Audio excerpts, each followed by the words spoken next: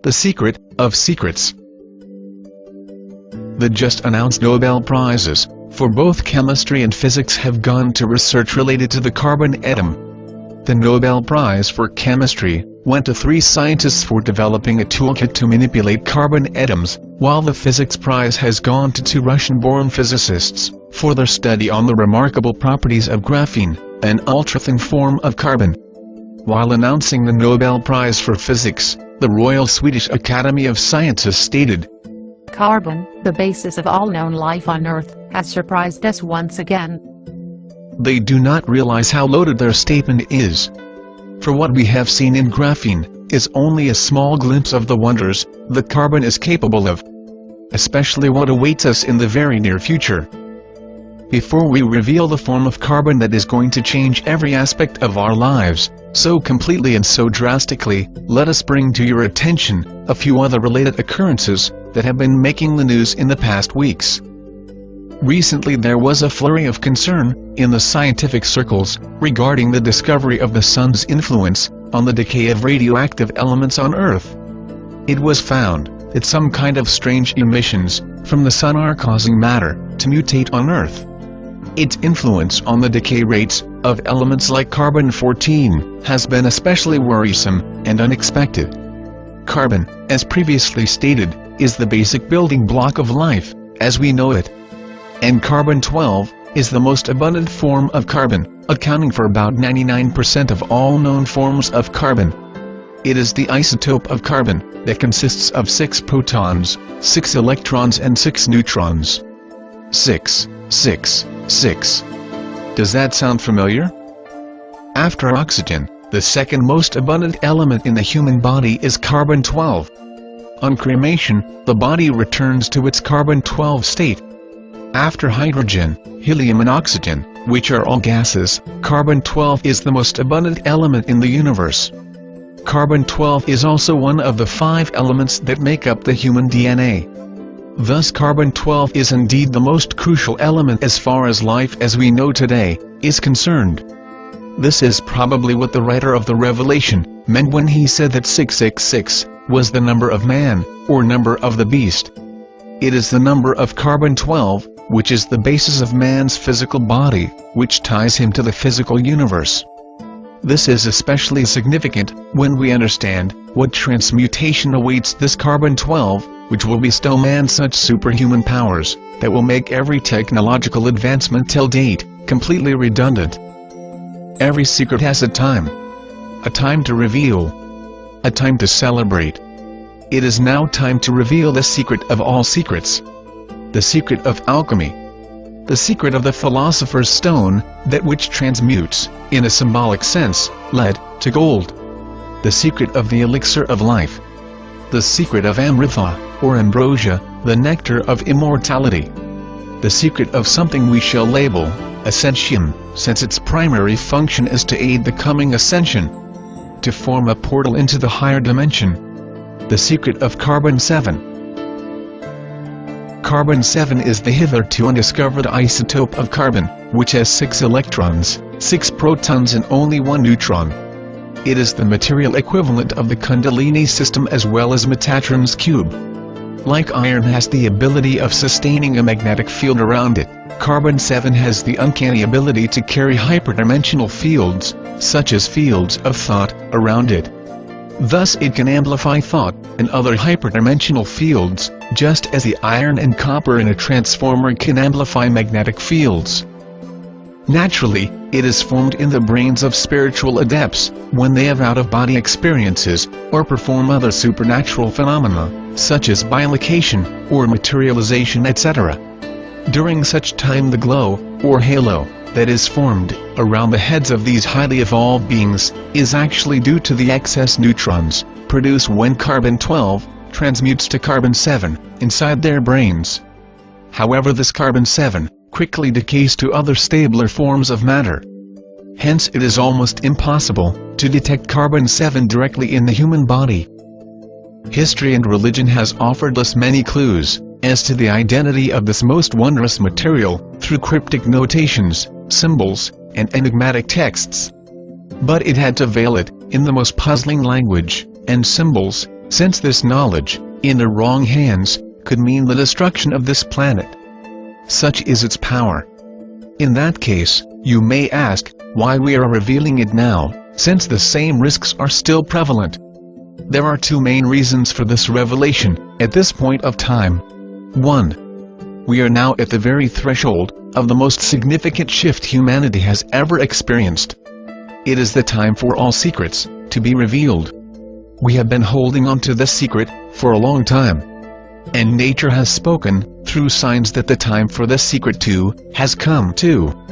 Although the atomic structure and the properties of this wondrous material are revealed here, it is extremely difficult to synthesize carbon-7 in a laboratory, other than in expensive particle accelerators. In the Kundalini system, this 661 configuration is represented by the male and female counterparts of the 6 lower chakras, and the 7th chakra, which is the neutral Sahasrara. In Judaism, Metatron, who is considered to be God's mediator with man, is often represented by a cube formed by 13 circles, comprising of one central circle, surrounded by 6 inner and 6 outer circles. In Christianity, Da Vinci's famous Last Supper, that depicted a moment before Christ's crucifixion, and subsequent resurrection and ascension, is a symbolic representation of the 661 configuration, where 6 apostles are on either side of Jesus Christ. It is interesting to note that both Kundalini, Metatron, and Christ are vehicles of ascension, albeit in different spiritual systems. This knowledge is known to advanced civilizations beyond our planet, who have been watching over us for millennia. The release of this information, at this point of time, is also meant to accelerate disclosure. This knowledge, with the power to amplify one's mind, will make all technological progress and economic systems completely redundant, since in the age of manifestation and abundance that awaits us post-2012, technology and money will have no meaning. In the period post-disclosure, the conditioning of man will take place, during which time, the collective mind of man will undergo a quantum shift to expansiveness. A critical mass of humanity will cross over from an egocentric, material life, to an egoless, love-filled, and spiritual life. The sun's activity during this time will ramp up. The final transmutation that will be affected by the sun will be the transmutation of the carbon-12 in human DNA into carbon-7. This will empower man to survive the final double cataclysm of the super flare pole shift and migrate to the higher dimensional new Earth. This is a timeline that we must realize.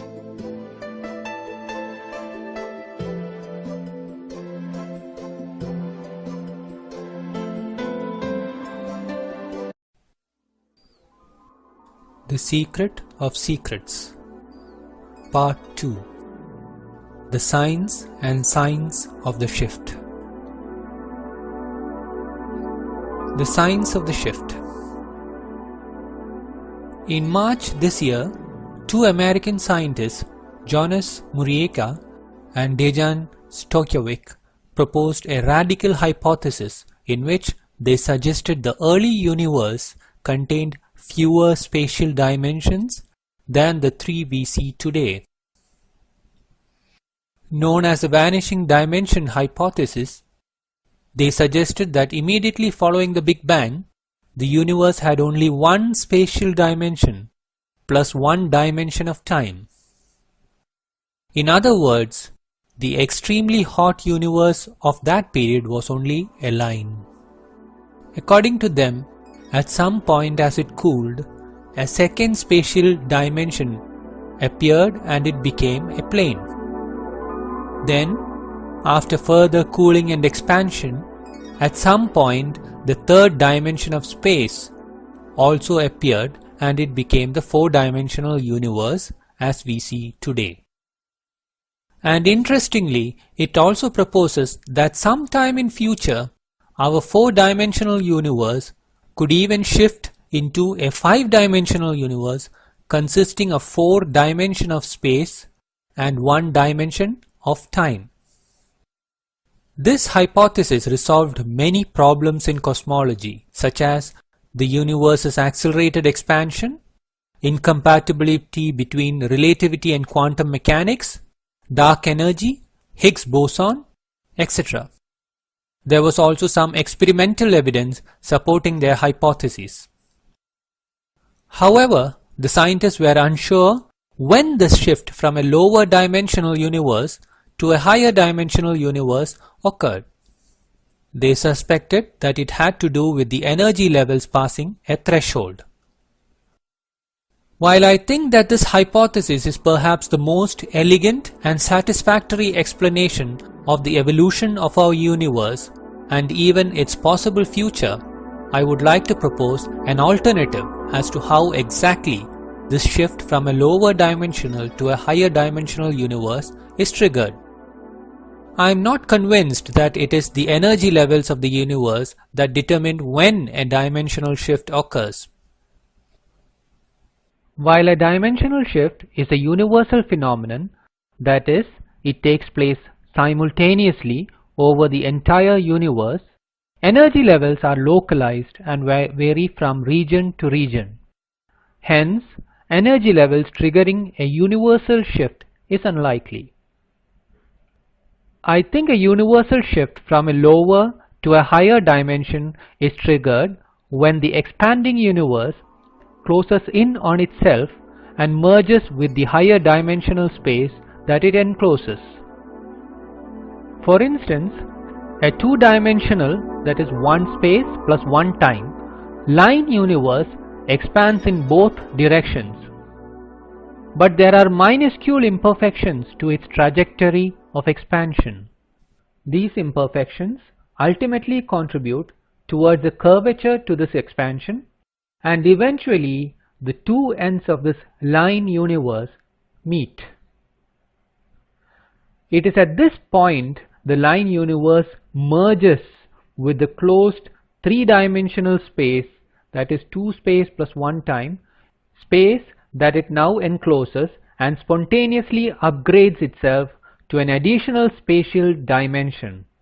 Needless to say, all matter within it also becomes three-dimensional, since at the most fundamental levels, matter is just a manifestation of space, like the waves in an ocean. It would be worth noting that even string theory predicts 11 dimensions to space-time. The 7 extra dimensions of space are too tiny and curled up in our present universe to have any impact. So a shift to a higher dimension would involve one of the curled up spatial dimensions becoming suddenly unwound and manifest. The expansion doesn't stop here. The planar universe thus formed again continues to expand. Again, the expansion curves in on itself and the planar universe merges with the four-dimensional space, that is 3 space plus 1 time, that it encloses. And the spontaneous upgrade to our current four-dimensional universe happens. We are at this point now, and our four-dimensional universe has been observed to be expanding, and the expansion is known to be accelerating. As in the previous instances, this expansion will, at one time in the future, close in on itself. The extremities of our universe will all come together.